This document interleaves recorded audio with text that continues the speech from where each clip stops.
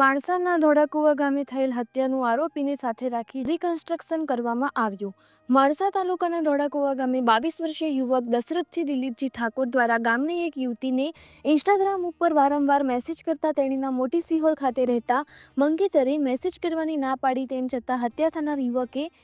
જે થાય કરી લેજે કહી મેસેજ કરવાનું ચાલુ રાખેલ। તે વાતને લઈને ગત શનિવારે રાત્રે મિત્ર સાથે મળીને ગાયત્રી મંદિરની પાછળના ધોળાકુવા ગામે જતા રોડ પર લઈ જઈ પેટના ભાગે તીક્ષ્ણ ધારદાર હથિયાર વડે હુમલો કરી મોતને ઘાટ ઉતારી હત્યા કરવામાં આવી હતી। ત્યારબાદ પોલીસને જાણ થતાં સ્થળ ઉપર દોડી જઈ સ્થળ પંચનામો કરી આરોપીઓને શોધવા ચક્રો ગતિમાન કર્યા હતા અને 2 જ દિવસમાં પોલીસ દ્વારા આરોપીઓને ઝડપી પાડી માણસા પોલીસ સ્ટેશનના પીઆઈ ચુડાસમા સર તથા અન્ય સ્ટાફ દ્વારા આરોપીને લઈ તારીખ 2/1/2025ના રોજ સવારે હત્યાના સ્થળે રિકન્સ્ટ્રક્શન કરવામાં આવ્યું હતું।